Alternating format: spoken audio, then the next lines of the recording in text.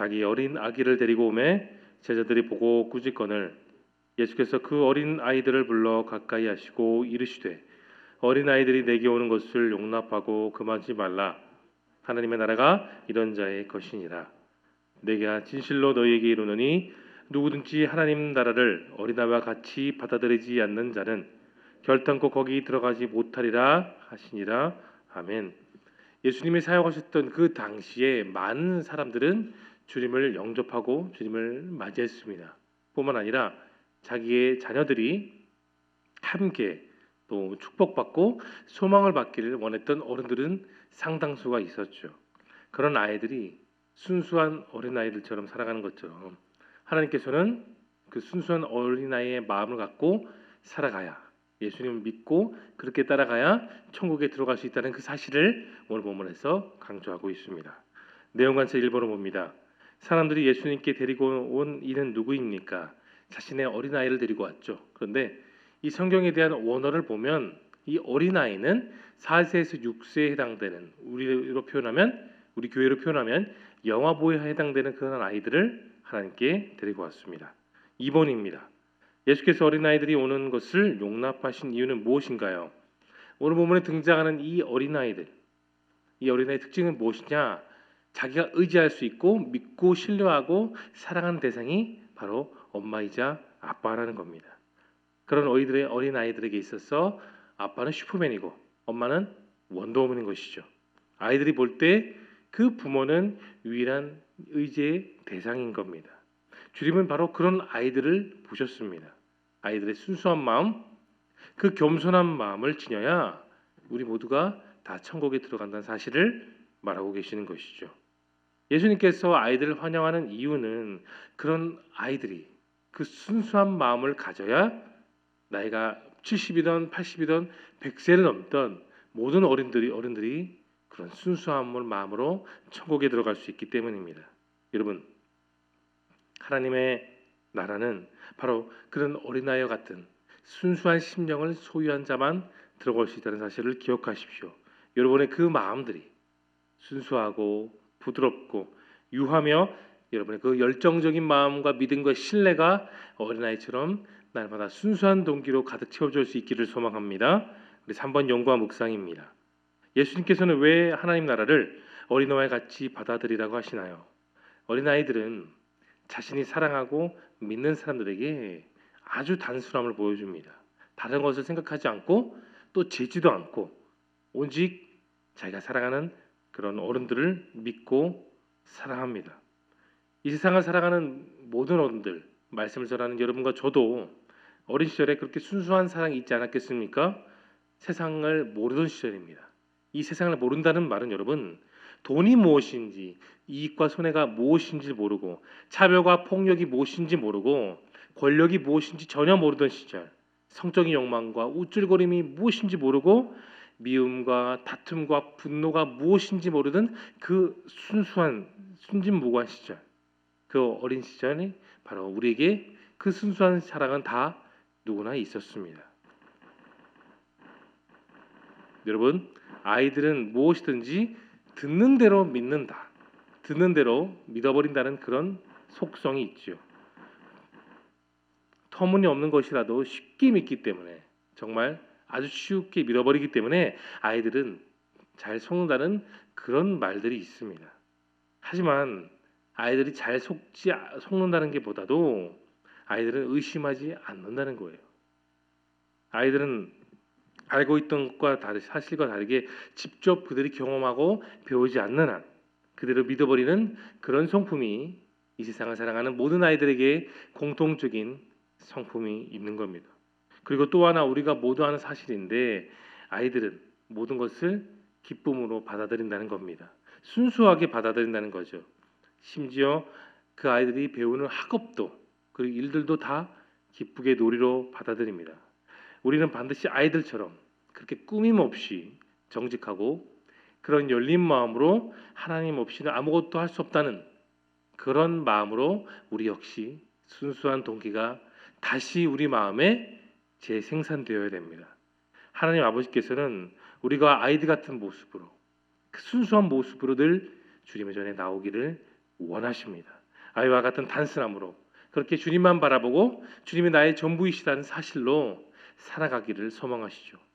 그러면 그렇게 믿고 그렇게 순수한 마음으로 살아가면 우리의 삶에 놀라운 변화가 일어나게 될 것입니다. 우리는 그리스도 안에서 모든 것을 누리고 또 치유와 해방을 바로 그 순수한 마음으로 경험할 수 있다는 사실을 여러분 기억할 수 있기를 바랍니다. 4번 느낀 점입니다. 하나님 나라가 어린아이와 같은 자의 것이라는 그 말씀에서 여러분 무엇을 느끼십니까? 예수님께서 어린아이의 인격적인 특징을 염두하고 말씀하신 것일까요? 그렇다면 천국에 들어가기 위해서는 우리는 어린아이의 성품을 다시 내 안에 정립할 줄 알아야 됩니다. 가난한 아기들은 자신의 의지와 노력이 아닌 부모의 등에 업혀서 살죠.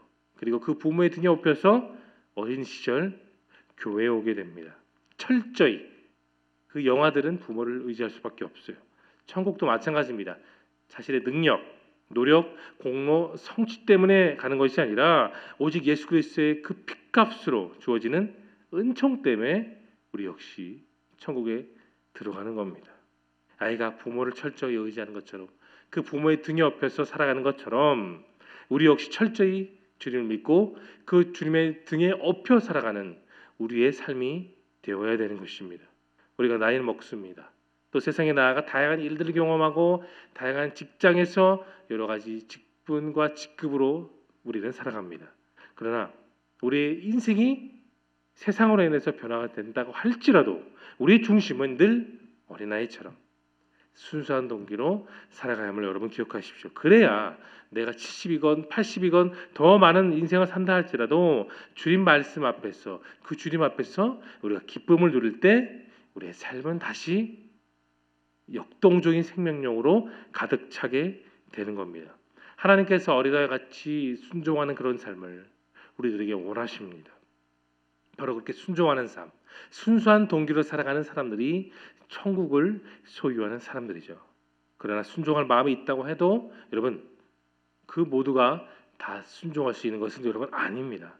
그렇다고 해서 능력이 없으면 내 마음대로 살아도 된다는 것도 아니에요. 실질적으로 자기가 하나님 말씀을 생각하고 실천하고자 할 때에 그렇게 실천하며 살아갈 수 있는 능력, 그 순수한 동기도 여전히 하나님께서 우리에게 공급한다는 그 사실을 여러분 기억할 수 있기를 바랍니다. 순수한 어린아이들의 그 마음처럼 우리들의 성품 역시 늘 그렇게 순수함으로 여러분 지킬 수 있기를 소망합니다. 어른들의 순종이 아닌 순수한 어린아이들의 마음에서 출발하는 그 순종으로 오늘 하루를 주님을 의지하며 살아갈 수 있기를 소망합니다. 적용을 보겠습니다.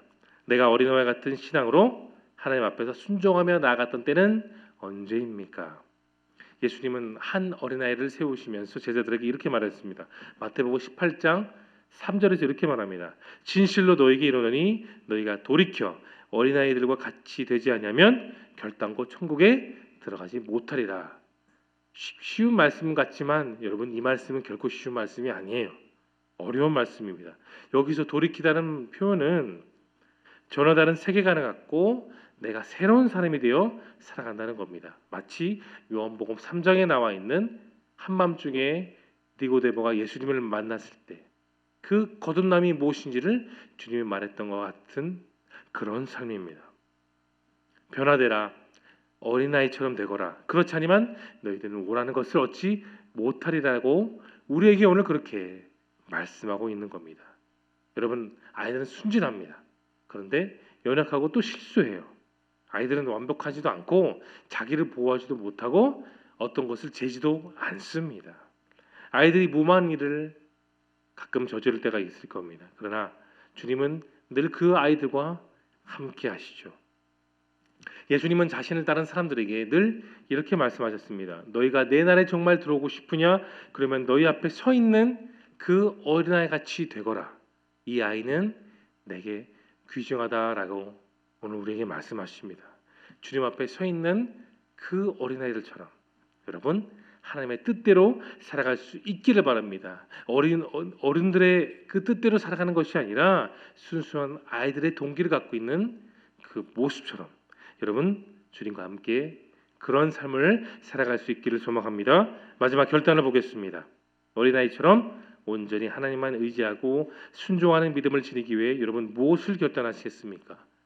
일전에 한 뉴스를 본 적이 있습니다. 한 정유 공장에 불길이 일어나 화재가 크게 일어난 적이 있었는데요. 도시의 소방관들은 그 신고를 받자마자 출동했는데 불길과 매연이 너무나도 커서 쉽게 접근하기 힘들었습니다. 결국 공장 멀리에 있는 떨어져 있는 차들을 세우고 또 불길을 진압하는데 아직 건물 안에 갇혀져 있다는 그 노동자가 있다는 소식도 전해 듣게 되었습니다. 섣불리 그 소방대원으로 들어가다가는 그들도 쉽게 목숨을 잃을 수밖에 없는 정말 위급한 순간이었습니다. 그런데 갑자기 저 위쪽에서부터 소방차 한 대가 뒤늦게 오더니 곧장 정문을 돌파하고 그 불길로 차를 들이대는 것이었습니다. 다른 대원들이 놀라고 있는 그 사이에 그 소방차를 타고 있었던 대원들이 그 불길 안에 있는 사람들을 구출하기 위해 나왔던 겁니다. 뒤늦게 화재 소식을 듣게 된 그 시장은 그 용감한 소방대원에게 이야기를 들었고 또 시장의 고난으로 포상을 내려야겠다는 그 마음으로 그 소방대원에게 지금 가장 원하는 것이 무엇이냐는 말에 그 화재를 진압했던 소방대원은 이렇게 말을 했다고 합니다. 시장님 감사하지만 저희는 그 소방차의 브레이크 하나만 교체해 주셨으면 감사하겠습니다라는 말을 했습니다. 여러분 불길 가운데 시민을 구하는 것이 소방대원의 임무이지만 그 브레이크가 고장나 돌진하기 전까진 아무도 그 일을 하지 못했습니다. 여러분의 인생 가운데 상황을 재지 말고 있는 그대로 순수하게 순종할 수 있길 바랍니다. 온전한 순종, 나를 돌아보지 않고 어떤 상황을 바라보지 않고 순수한 그 갓난아기처럼 주님만을 의지하며 전진하며 나아가십시오. 그러면 주님이 나의 모든 인생의 문제를 그 뜻대로 온전히 해결해 주실 것입니다. 즐거운 순종, 자원하는 순종, 어린아이 같은 그 순종으로 기쁨이 넘치는 여러분의 삶이 되어줄 수 있기를 예수님의 거룩하신 이름으로 축원합니다.